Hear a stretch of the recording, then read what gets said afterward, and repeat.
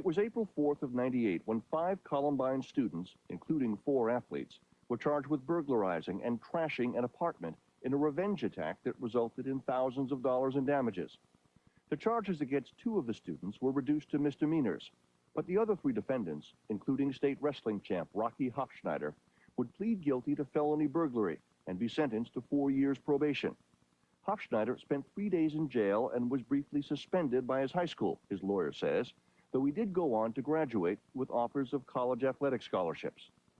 Andrew Beard says his friend, Dylan Klebold, was furious over what he saw as a double standard for jocks, not only in school, but outside as well. He just went off. He's just like, all jocks can do this and that, and don't have to worry about what will happen because they can do anything they want. Eric Harris's long-simmering anger now began to include specific threats. Student Brooks Brown says that after last spring, Harris used his existing website and the internet for more than just games. On his webpage, he had the top 10 things I hate most, and I was number 1. He gave out my address and phone number and said how this guy, I'm going to kill him, I'm going to get a gun. He threatened me. He told me he was going to kill me. He threatened my friends. When Brooks's parents heard this, they didn't sit idly by. They say they twice complained to authorities, a claim confirmed by this police blotter item that appeared in the local paper in March of '98. A father reported that his son had been threatened. The threats were right there on Eric Harris's webpage. When Judy Brown printed out some of the more violent passages and gave them to the police, at least one detective said there was reason to worry. He called in his bomb specialist. The bomb specialist showed us what a bomb would look like, a pipe bomb, so we could look around our yard and under our cars. He was quite concerned. In fact, it was clear from Harris's webpage that his rage was boiling over. Here are some passages, minus the expletives. My belief is that if I say something, it goes. I am the law. If you don't like it, you die. God, I can't wait till I can kill you people. I'll just go to some downtown area in some big city and blow up and shoot everything I can. Feel no remorse, no sense of shame.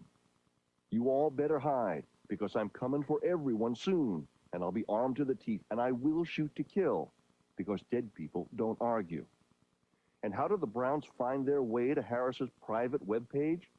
It turns out, Judy Brown says, that the person who told her son about the webpage was none other than Dylan Klebold, Eric Harris's best friend. He said whoever gave it to him was afraid of Eric, and please don't ever tell who had given the information. And until this happened, I didn't know that it was in fact Dylan Klebold that had given my son access to the information. Now that I look back, I think that maybe he saw it going in a bad direction. Maybe that was a cry for help. But Judy Brown says the police did nothing, and her own fears subsided when her son told her he and Eric Harris had made peace and resumed a friendship. What few people knew, though, was that for Eric Harris, writing about violence and guns was no longer enough. During an argument outside a 7-Eleven last July 4th, witnesses say Harris or one of his friends allegedly flashed a gun, a pistol-grip shotgun.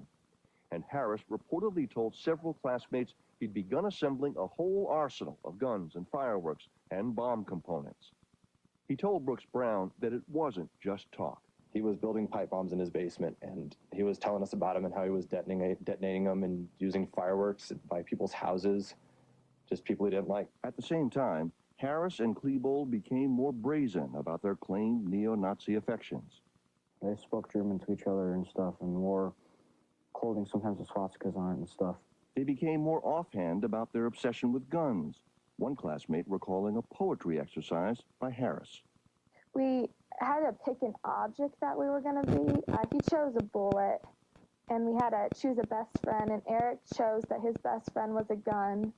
Still, many, if not most of their classmates saw it all as shock value stuff. The poems, the essays about Rambo-style annihilation, the home video depicting their destruction of the jocks. Besides, Klebold and Harris were going ahead with their college applications, just like any seniors. They began working at this pizza parlor, their on-the-job performance just fine. They had no trouble making their 6:30 in the morning bowling class. Dylan was offered a job at a computer store. He was accepted by the University of Arizona, and he would even take a date to the senior prom. So what about all the talk of guns? What about the air of menace, the swastikas?